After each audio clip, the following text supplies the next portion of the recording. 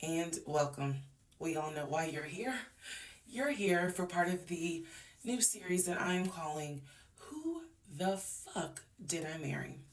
I'm going to create this playlist series, and I'm going to tell the story of how I met, dated, married, and divorced a real pathological liar.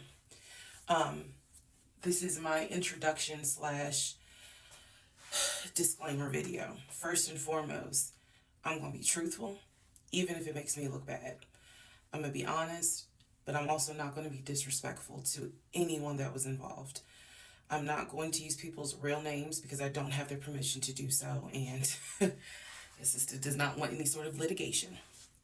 I will tell you off the top, I have a sense of humor and I have sarcasm. So things that you see me laughing at, none of this is funny. But in order to get through it, I have to laugh. If I cry, I cry. I'm human. I'm a woman. This was traumatic. I'm going to do the best I can to upload as much of the story as I can, because I know people get so annoyed with the follow for part 4, follow me for part 17. I'm just going to do the best I can to keep uploading the videos each at a time. I'm going to go in order from the time we met until the time I got our divorce decree in the mail. So that is a lot of time to cover. Please give me the grace to just get it out. It may not be all in one day. It may not be all in 2 days. But what I can tell you is even if you don't necessarily see a video, I'm probably recording it and then I will upload it into the playlist titled, Who the Fuck Did I Marry? What else do I need to cover ahead of time? Because I feel like this video is important to give some sort of context. So that way when people jump into the series, they kind of can figure out, oh, let me start at the introduction video and then work my way through. A lot of the questions that you all have sent me will be answered when I start and tell the story in order. Everything I'm going to tell you can be verified. There are people in my life who can easily verify, yes, this did happen. Yes, he really did do that. Yes, he said that. Yes, she did go through that. I have no contact whatsoever with my ex-husband in any way, shape, or form. We do not communicate. We do not have mutual friends or anything that where we communicate through those people. No contact. I cannot stress that enough because I feel like somebody's going to ask me, do you still talk to him? No. I ain't seen him. I ain't heard from him.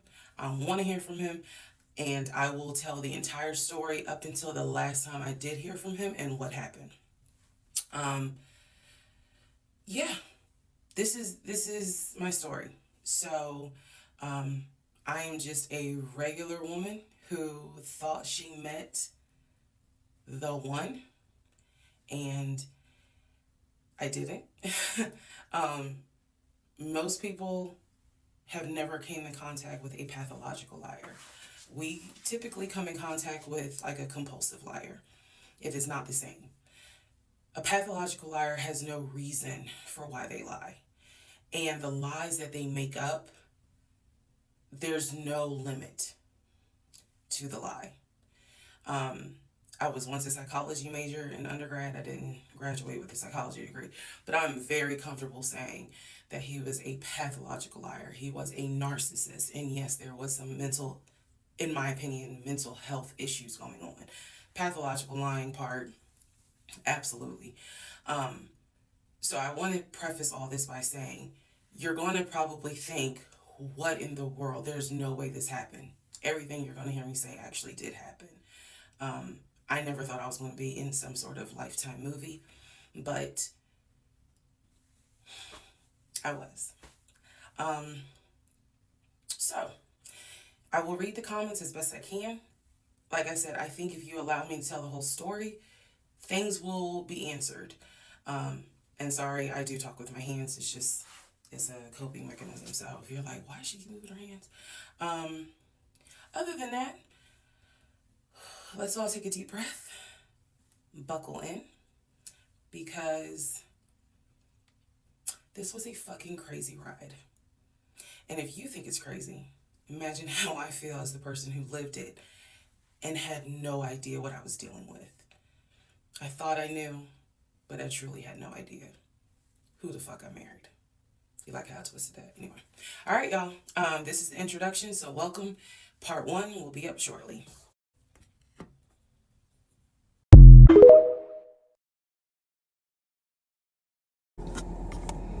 Please excuse the hair, but here is part 1 of Who the Fuck Did I Marry? So I met my ex-husband around March 4th of 2020. We met on Facebook dating site, and we also matched on Hinge. I did not realize that he was on both under 2 different names. So one was his actual name, and the other one was a variation, like a nickname that he called himself. Different pictures. So it was a running joke between us. Oh, you ain't even recognize that you had matched with me on Hinge. No, I didn't. And also that should have been a red flag. By the way, you will notice in this story, I called it the United Nations of red flags. It is so many red flags that, I mean, you would have thought I was colorblind because I ignored all of them. So anyway, back to the story. We met around March 4th. We exchanged phone numbers. He called me and we talked on the phone for the first time. In the first phone call, he told me that he had just moved to Georgia from California, from San Diego. His job had transferred him because he was being transferred in as the new regional manager for a major condiment company that is based here in Georgia. I'm not going to say the name. And so we also talked about his childhood. He told me he grew up in Philly. He's from Philly. Both of his parents were deceased. This is the first phone call. Both of his parents were deceased. His father was a Philadelphia police officer. His mom was a teacher. He also told me he briefly lived in Augusta with his family. He had 2 brothers and 2 sisters. He also had 2 half-brothers on his dad's side. First phone call. So I'm just giving you guys the backstory. This was the first phone call we had. So we talked about family. We talked about friends. We talked about our jobs. At the time, I was working at Georgia State Patrol. And he knew this, and he just thought that was like, wow, you know, so you work with troopers all day. Yes, I did. Also in that phone call, he explained to me that he used to play football. He explained that he used to play arena football. I know nothing about arena football. I know about NFL. I know about college. Go Dogs. But I don't know anything about arena football. So he explained to me that he used to play arena football. He used to work at Apple in the off season of arena football. And I remember thinking on that phone call, oh, okay, you know, like, good for you. I don't know anything about arena football. And I believe I did tell him that. I don't know anything about arena football. That'll come into play later on. So he told me, you know, I just moved here. My job is paying for my housing and they're helping me to look for a house.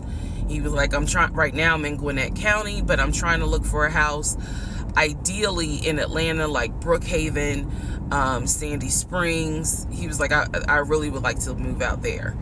And so I thought, you know, that's great. You know, you're looking to get a house. You just moved here. He was like, I don't really know too many people here because I spend all my time at work and, you know, this job is really demanding. So that was our first phone call. We talked more. He talked a lot, which took me by surprise because I'm not really used to men talking more than me. He eventually asked me out on a date. Our first date was set for Saturday, March 7th, 2020. He asked me what was my favorite restaurant. I said Cheesecake Factory. And so we agreed to go out at the Cheesecake Factory in a location that was in between. I lived in Clayton County at the time. He lived in Gwinnett County. I realized that if you don't know anything about Metro Atlanta, that makes no sense. But basically, we lived about 45 minutes apart. So we agreed to meet at the Cheesecake Factory over at Perimeter Mall, which is in an area, Sandy Springs, Dunwoody area. I was excited. Like, I called my friends and was like, I got a date, blah, blah, blah. We'll see how it goes. First conversation was good. Hopefully he looks like his pictures, because, that's always an issue with online dating. Hopefully he looks like his pictures. So on my way to our date, I took 285, and literally right before I got to Boulder Crest, the exit for Boulder Crest, I heard a boom, and I lost control of my car. Thank God that not thank God, but I knew what to do. So I did not crash, but my tire blew out. So I called him and I said, hey, I'm so sorry, but my tire just blew on 285. I'm slowly making my way off the exit. I believe I pulled into a Chevron gas station. And I said, I got to get this fixed. I don't know what to do. Like, I'm a damsel in distress kind of thing. He kind of paused. He got quiet. And he was like, tell me exactly where you are. Drop your pin. So I dropped the pin. And he came to the gas station. Got out the car. And I was so relieved that he actually looked like his pictures that I was like, oh my God, he's actually attractive, because he's like 6'4", 6'5". Also, man, I apologize. So let me go back to the first conversation. Let me add something. He did tell me in the first phone call that he was divorced, and that his ex-wife, she had 2 children, a boy and a girl, who were teenagers, young adults. I think the girl was about 20. And he said that he had a very close relationship with his stepkids. But that he and his ex-wife had divorced because she cheated on him out in California. And so coming to Georgia was a new beginning for him. She was still out in California. The kids were still out in California. And so, he was like, I can't stand her, but I still want to be in the kids' lives. I have to put that in there because that will come back later. So this is just setting the stage. Again, that first conversation we talked about family, job, friends, how he ended up in Georgia, me being in Georgia, the things that, I would think people talk about in the first conversation.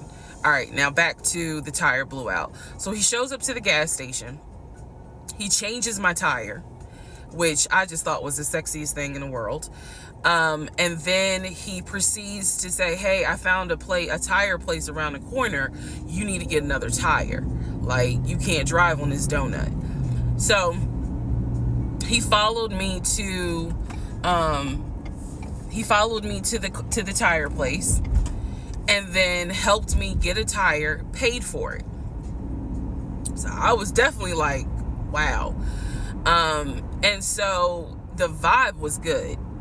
So anyway, I get the tire fixed. We follow each other to the Cheesecake Factory over in Perimeter. We hold hands walking into the Cheesecake Factory. So in my mind, I'm like, this. Oh my God, I had butterflies. That's the look of a woman who had butterflies. So I had butterflies. And we go in, there's a long wait. And so we sit outside and we just talk. And the conversation's great. And this is where he tells me what it is he's looking for. He tells me, I believe at the time he was 42. He was like, I want to get married and it be for real. He's like, my parents were married 40 plus years before my mom passed away. And I want that. I want marriage, family, a house. Like, that is what I want. He's like, I'm as a man, I'm ready to get married, but I want it to be for real, because the first time, it really hurt me when she cheated on me. So he's telling me everything that I wanted to hear. And so he was like, what is it that you want? And I said pretty much the same thing. I was like, I'm ready to get married, definitely want to have a family, and I want to marry my best friend. So we both put on the table that we wanted marriage. And this is the end of part 1.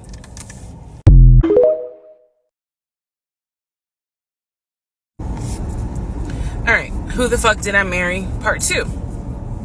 So we both put on the table what it is that we wanted. We both had established we were dating for marriage. We were not dating just to date. We were not trying to be friends with benefits, and none of that. So the dinner at Cheesecake Factory went really well. We laughed, we joked, we talked about people, which is kind of up my alley, my sense of humor.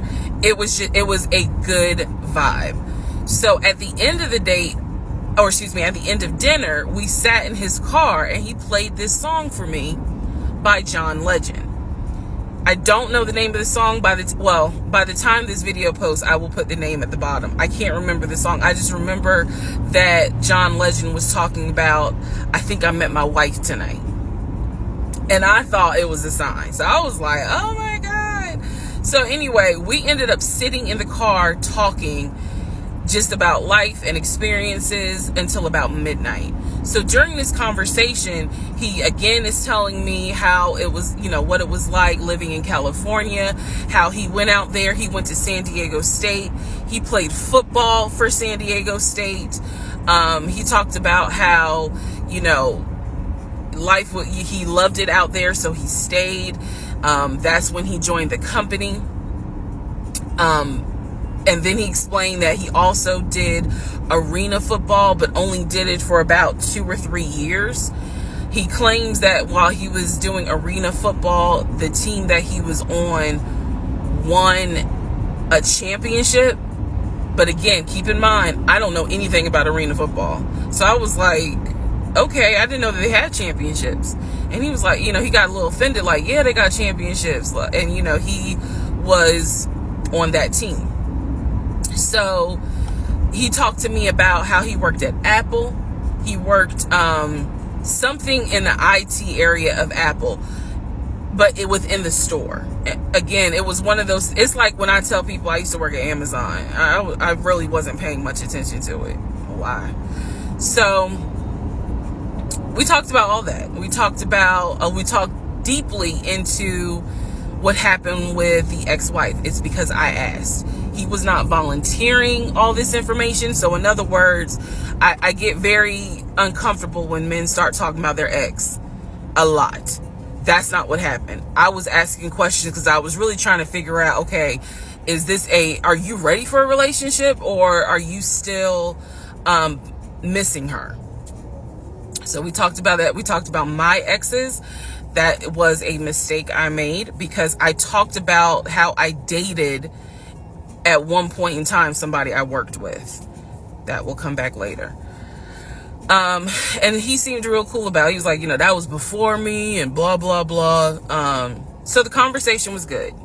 Midnight comes and I go home. Yes, I went home. We ended up talking.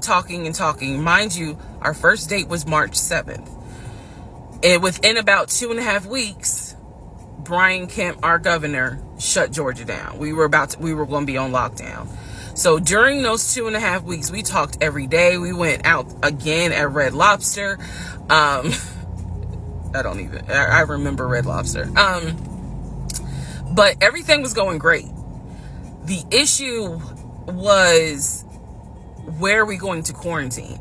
So the question was, are we going to quarantine at his place, which he had like a studio type of situation. Like, it clearly, where he was staying, I was like, it's like a studio apartment, but he kept telling me like, this is temporary because I'm looking for a house. Like, he showed me the email from a woman who worked at the company where she was out on maternity leave, but she was putting him in contact with a realtor to help him find a townhome or a single family house. So I was just like, okay, this is definitely temporary. Like, he's not trying to stay here long term. And she was apologizing in the email. I'm so sorry, you know, this should have been taken care of before you got here, but it wasn't. I saw the email. I read it. I read the email. So the decision was, we're going to quarantine at the studio, or we're going to quarantine in my house?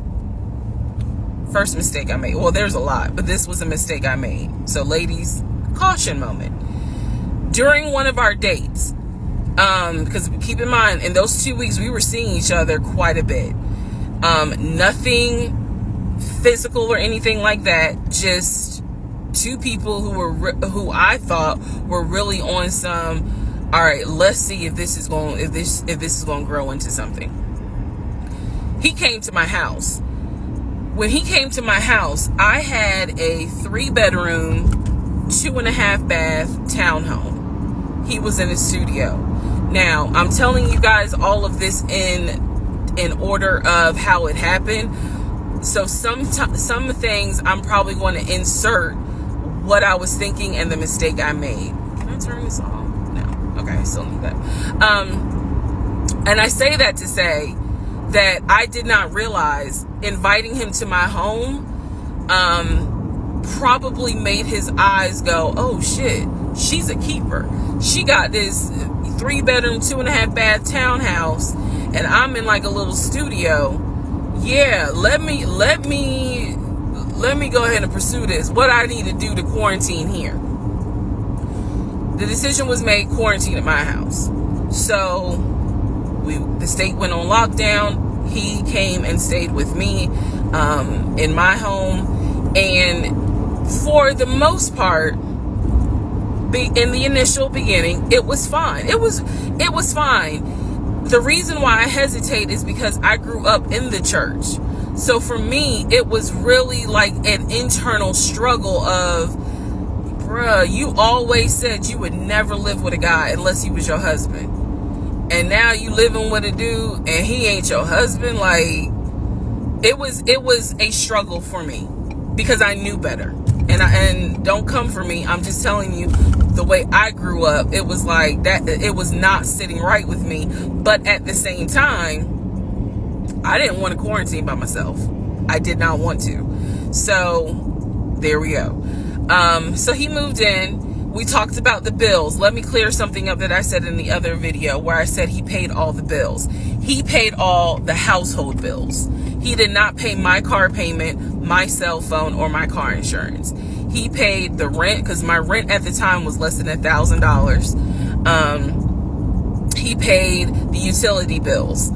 And so when he's telling me that he's a regional manager, I was like, wow, okay, so you got money.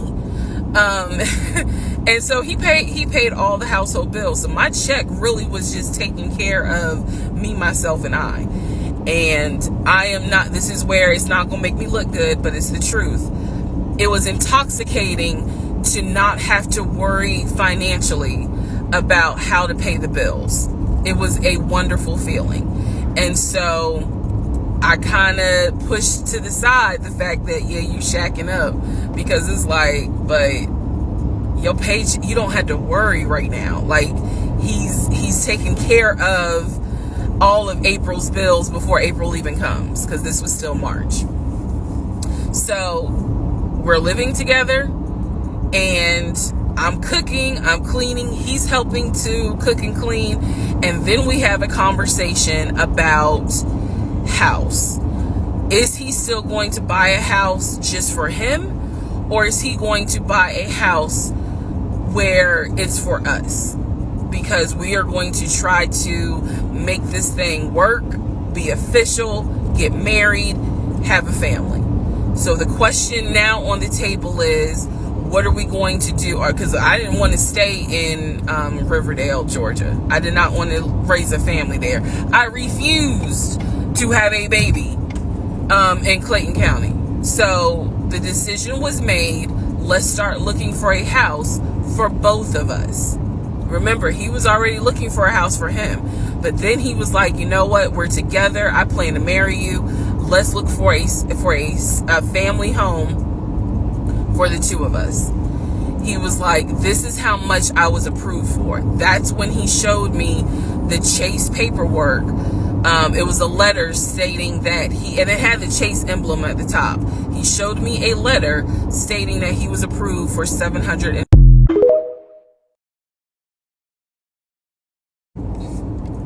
All right, part 3. Who the fuck did I marry?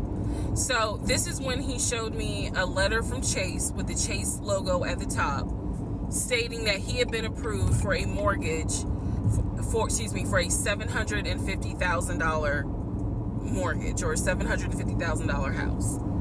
So he was like, we can't go over $750,000. And I said, I remember asking him, can you afford the mortgage on a $750,000 house? Because I know I can't. This is when he explains to me, I told you how I played arena football. I invested my money really well. So he said, I have money that will help pay for the mortgage. He was like, we're good. Like, I'm financially, I am okay. He was like, that's why I'm able to get approved for $750,000 mortgage. So he told me that his money was in different savings accounts. He said he had an account with Chase Bank, he had an account with US Bank, and he had an offshore account. This is what he told me. The offshore account, I was like, why? And he explained something about, the US, the US imposes taxes on money when you have a certain amount in US banks. He was like, so everybody knows that it's smart to have some money in an offshore account. Y'all, look, I live paycheck to paycheck. I was like, okay, that's whatever. I said, so you have the money to pay for a home. I'm also holding in my hand a letter from Chase saying that he was approved for $750,000. So I went off of what I saw. So we contacted a realtor. I won't say his name, but man, if he ever sees this TikTok, I owe this man such an apology. But we contacted a realtor who was based in Cobb County, because I was very adamant I wanted to move back to Marietta, Smyrna area in Cobb County, Georgia. He was fine with that. His whole attitude was, you're going to be my wife, happy life. So we met a realtor. I would find houses that I wanted to tour. Keep in mind that this was COVID. So at the time, we could not tour a home. It would have to be a virtual tour. So this particular realtor, we found a house in Douglasville, Georgia. Not Cobb County, but nevertheless, it's in Douglasville. I was fine with Douglasville. So we found a house in Douglasville, Georgia. The realtor did a FaceTime tour of the house. The house was really a nice home. 5 bedrooms, 4 baths. So we did a FaceTime tour of the home, and the home was listed, I believe, roughly 400 and something thousand. I really liked the house. I could see myself living there. I could see us living there. Could see us with the kid there. This is now April, just for timeline purposes. This is April. So he really liked the house. He was like, you know what, we'll put an offer in on the house. He was like, if you like it, because again, it was COVID, we weren't going to be able to see the house in person because the family still lived there. So he said, I'll put an offer in. We'll see if it's accepted. I said, okay. So he puts an offer in. He's telling me he put an offer in. I need to clarify some things he told me and the things that I actually saw. So for this house in Douglasville, he told me he was putting an offer in. The realtor would call me because one thing that the realtor told us, he was like, if the woman likes the house, typically the house is going to get bought. So he kind of dealt with me a bit more than he did my ex-husband. And again, this is April 2020. This is before we got married. So at the time, he was my boyfriend. So the realtor was calling me and it was like, hey, you know, I put the offer in, and what they're asking for is proof of funds. And I know I did not know anything at this time about buying a house. So I was like, hey, you probably need to talk to him, because I'm not even listed on the mortgage. Like, from the paperwork I saw, it was only in his name. So he called him. I guess they talked. I was not there, but I'm assuming that they had talked.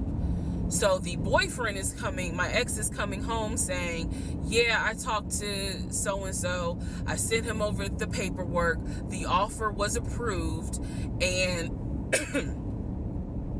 they are going to try to do a virtual closing. First, we got to do an inspection. If the inspection goes all well, then we have to do a virtual closing. He also told me that he put down earnest money on the home. He put down, I believe, $5,000. He said, I just transferred the money over to the realtor's account or whatever, so that it could be earnest money for the house. So I'm just like, okay, great. He was like, so realistically, this is April. We should be able to get in that house by June. Okay, no problem. So this is what he told me.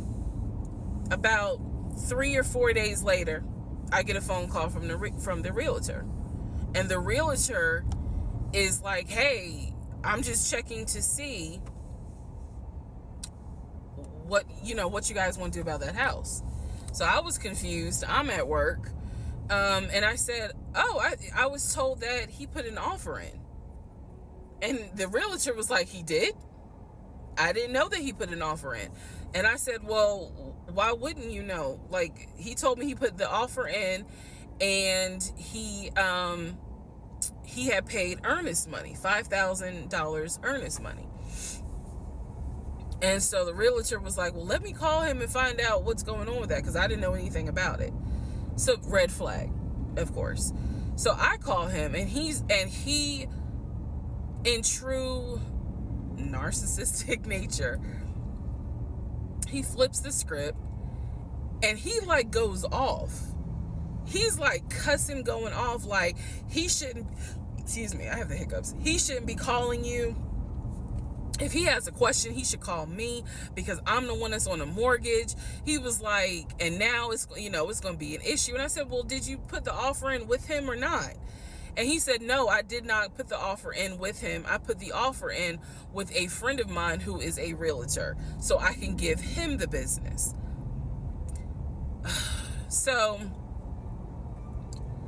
I did not hear from that realtor again. So I was just like, is the house under contract or is it not? He was like, yes, the house is under contract. This is how crazy things work out. About 3 days later, on realtor.com, I'm looking at the house because I was trying to figure out in my mind how I'm gonna decorate. It shows the house is under contract. So, showed my boyfriend. My boyfriend's like, I told you it was under contract. He was like, I did you not believe me? And I ain't had a heart to say, hell no, I didn't believe you. Like, it seemed too good to be true. But once I saw the house was under contract, I absolutely believe that, okay, it's under contract with him. Like, yeah, we're about to do inspection. We are about to move. And so we had driven by the house because, again, keep in mind, a family's still living there. So we had driven by the house. At this point, he was like, I want us to start looking for furniture so that way we can go ahead and order it. So when it's time to move, the furniture is ready, because, it takes like 6 to 8 weeks sometimes for furniture to be delivered if they don't have it in stock. Like, he was very methodical and planning and saying, this is what we need to do. So we started going to Home Depot, Lowe's, because we had a printout of what the sellers were going to take. They were going to take the appliances. He had a printout. Let me be clear. He had a printout. So it said on there that they were going to take the appliances. So we needed to get a new stove, new refrigerator, new microwave, all that stuff. So we went to Home Depot and Lowe's, and I went ham. I chose all these new appliances, and here's where we get into the shopping.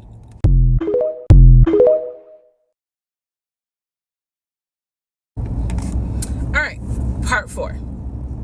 So we go to Home Depot, we go to Lowe's.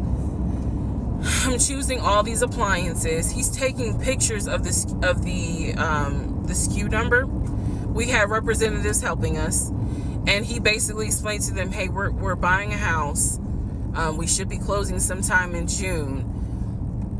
Can we order this stuff now? Can I put a hold on it? Like, what can we do? Because we're not ready for delivery. I stood there as the Home Depot rep said, we can hold it in our warehouse. Like, you can buy something and we can hold it. People do it all the time, especially with COVID. So I watched him pay. I want to say it was about it was either $350 or $500. I watched him pay a deposit on a whole new set of appliances for them, and they were going to hold it until we were ready for delivery. I watched this. So I was like, okay, good deal. Like, we got the appliances. Next, let's go to Rooms to Go and Ashley Furniture and find actual furniture. So we went all around Rooms to Go. We went to Ashley Furniture. We went to American Signature. And I saw all these things that I wanted. Again, he's taking pictures of it. He was like, I can go online and order it. I didn't think anything of it because, again, I just saw that we held the appliances. So I was like, okay, that's fine. So April turns into May. May 2020 comes. This is where things start to get a little interesting. May comes, and obviously we had not done inspection. And I'm asking him all the time, what's the deal with the house? He was like, oh, because of COVID, they're trying to get someone to do the inspection. But the guy that they had, it was always something. The guy they had caught COVID, so they're going to have to get somebody else. And he's like 15 houses backed up, so it'll be a while. So at this point in May, I know I look crazy. In this point in May of 2020, I started recording audio diaries. I don't know why. It was something just made me just start recording my thoughts in an audio diary, and I still have them. And I would save them by the date, and I would just start talking about what's on my mind. So I was like, I knew there was something was nagging me, like, but I kept pushing it out of my mind. I was like, you saw, this is what I reminded myself. You saw him pay for the appliances. You know the house is under contract. You know that he told you that he's the one who put the house under contract. Why would, I remember saying to myself, why would he lie about that? This is so easy to verify. Why would he lie about that? Have you caught him in any other lie? And at the time, the answer was no. So I really was like, maybe you just aren't used to a guy who actually does what he's supposed to do. Like, I was questioning myself and then answering my own questions. So inspection didn't happen. around mid-May, I found out I was pregnant. May 2020. When I found out I was pregnant, he was ecstatic and I was like, oh shit. The reason why I was oh shit is because, number one, I'm plus size. Number two, because of my age, I felt like it was probably going to be a high risk pregnancy. And I wasn't married. And that nagged. I cannot tell y'all how much it nagged me. There was a lot of internal struggle in between. My family didn't even know that he had moved in at this point. I told them, that I was pregnant. Went to the doctor. Everything looked good. But again, because it was COVID, he couldn't go in with me into the actual room. So, doing any sort of ultrasound, doing the blood test, because my HCG levels were really high. So the doctor was like, hey, it might be twins. We don't know yet. You're still kind of early, along. They gave me a due date. The due date was January 26th of 2021. So, yeah. May, found out I was pregnant. So there was now more of a push into, we got to get a house. We got to get the fuck up out of here. I'm not having a baby in Riverdale. Okay? Nothing against Riverdale, but I ain't having a baby in Riverdale. So we need to find out what's going on with this house.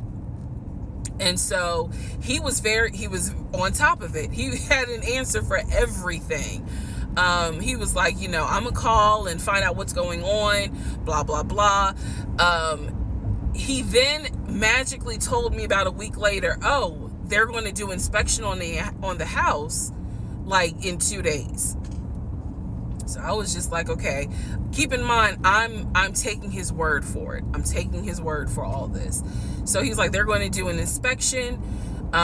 Once we get the inspection report back, then we will know what we are going to be responsible for. What are we getting ourselves into? So, I guess they did an inspection. He showed me an inspection report. Only thing that they said that the roof had just recently been replaced, which I remember he was very happy about. And the issues that there were for the house were minor. It was not a bad, because we did have a discussion about it. He was like, it's nothing that we can't handle. Then he said that we were set to close the end of May. We were set to close the end of May. He told me it was going to be a virtual closing. You're probably like, what the hell is a virtual closing? Because again, he's saying because of COVID, people are not closing in the office. They're doing a virtual closing where you would need to electronically sign the paperwork. This is what he's telling me. And so he was like, we're set to close like just before Memorial Day.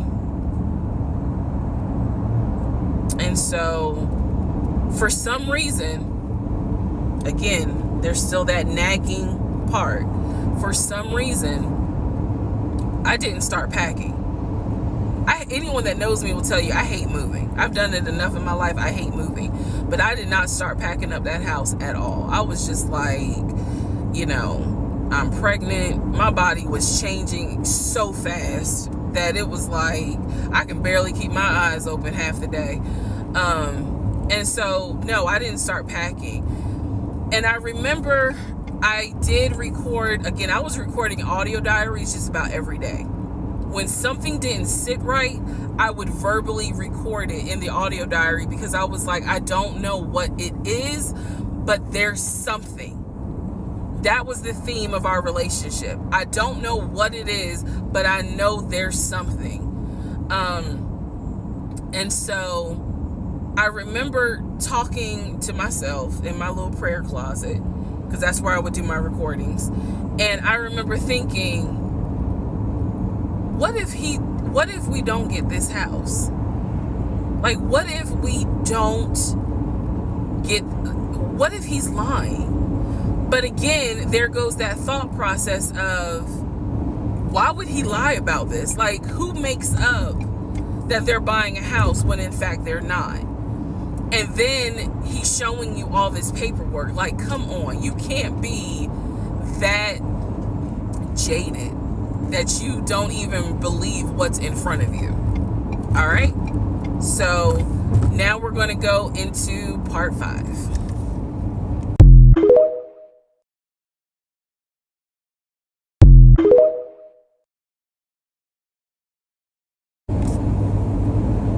Okay, part 5. Who the fuck did I marry? So I'm questioning all this stuff in my head out loud on my audio diaries. And then once again, I'm like, but look at what he's giving you. Like, he's paying. It wasn't a question about money. It was just a question of, are we really about to move into this house? And keep in mind, he's paying all the household bills. He still is. So we were supposed to close before Memorial Day. We didn't. There was an excuse. There was always an excuse with him. Always an excuse. And I didn't know enough about the process to question stuff because I really wasn't involved the way I should have been. And it was giving me a lot of anxiety. So I'm pregnant with a lot of anxiety. And if I'm gonna be 100% honest with y'all, I was not expecting that I was probably going to have a healthy pregnancy because I was stressed. And what I was stressed about is I didn't know what was going on because I wasn't really involved the way that a normal relationship would be involved. Just being honest. So we did not close. We move now into June. This is now going into June. Around June 5th, I looked at the house again on Realtor.com. I don't know what made me do it other than, and I don't mean to sound super spiritual. I know that people are like, you may or may not believe in God, but I'm telling you, I believe with all my heart. Probably the Holy Spirit was like, look at that house on Realtor.com. So I looked at the house on Realtor.com. This was around June 5th. It showed that the house was off the market. And I remember being like, okay, wait, what does that mean? What does that mean? Because ex-husband is telling me we're about to close on the house. We're about to close. It's our house. We got furniture, da-da-da, da-da-da, da-da-da. He's also telling me that he's been in contact with the realtor, his friend, who was telling him, this is what was happening next. Here's what's going on. So the guy that we initially worked with apparently is completely out of the picture. But again, I was not heavily involved. So I'm just like, let me look at the house. I see it's off market. What the fuck does off market mean? Like, now I'm really freaking out. So it shows the name of the real estate agent for the seller. I don't remember her name. I called her and I said, my husband and I, even though I wasn't married, my husband and I were looking at this house at 123 Main Street. And we really wanted to tour it, but now I'm showing it's off market. Is it not available? Or, I pulled that card. And she was like, oh, no, ma'am. The home closed yesterday. It closed June 4th. Again, there are certain dates I just remember. And I said, oh, it closed June 4th? I was like, really? And she said, yes, ma'am. She was like, my sellers sold the house. And I was like, oh, man, okay. Well, I said, my husband and I really wanted, we love the pictures of it. And we're getting ready to start a family. So I would have loved to have been able to, have the opportunity to see it. I asked her something. I don't remember the specific question I asked her. And I know why I asked the question, because I was anticipating that my boyfriend at the time was going to have some sort of excuse. So I asked her something about the buyers. And I remember, and somehow, again, forgive me, I don't remember the question I asked her. But the answer was that it was an older white couple. Older white couple. So I get off the phone with her. I record an audio diary. And in the audio diary, I specifically say, okay, there is no house. He's going to have to get out of this lie somehow. Because now I realize, at the very least, he was lying about him being the one who was under contract. I knew enough about that. So I was like, what, how was he going to get out of this? Again, I've listened to the audio diary in 2024. I literally said in that audio diary, how is he going to get out of this lie? And I was trying to think of ways on how he's going to do it. And something said to me, because I say it on the audio diary, I said, he's going to say it's a bad deal. And he's going to say he wants to pull out. Y'all keep in mind, I am pregnant. So I had a decision to make. As ugly as this decision was, I made the decision, you're about to have a baby with this man. He's paying all the household bills. Let him get out of the lie. And that's what I did. I purposely made the decision that I knew he was going to come back, and I knew he was going to give me some bullshit on why he couldn't buy the house, because he didn't know that I knew that house is already sold. The house is already sold. And this is the part where I said, I'm gonna be honest, even though it's gonna make me look bad, because most women in their right mind would have been like, I'm out. And I didn't. So sure enough, he came home. He didn't really say anything that day. The next day I asked him about the house, and he said, my friend, the realtor, he was like, I'm talking to him because something's going on with the interest rate. And when he said that, I felt so much relief, because I knew that I had been prepared for, he's going to give you some bullshit. So when he said there's something with the interest rate, I said, you know what? If this is literally what I said, y'all.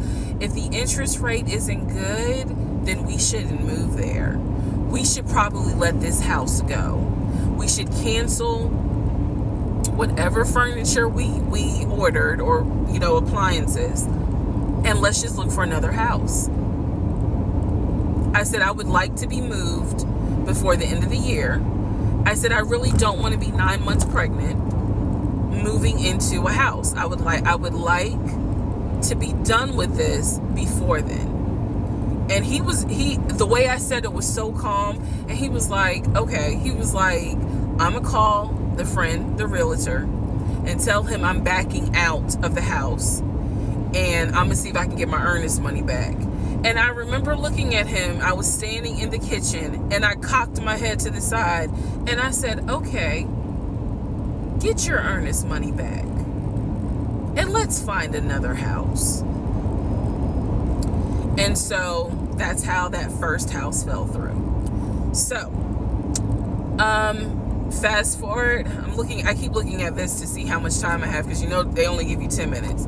So this is part 5. Part 6 is coming up. But subsequently, what ends up happening the next week, which is mid-June, I was at work, and I started cramping, started bleeding. And at this point, my doctor, I had just had an ultrasound earlier that day. So I went to work, because the ultrasound was fine. I went to work, and the cramping and the bleeding started. And I started crying because I kind of knew what was going on. And my doctor had called me and told me that when they did the ultrasound, they did not see a heartbeat. So she was like, this pregnancy is not going to be viable. So I'm crying, hysterical. And now we're going to get into part 6.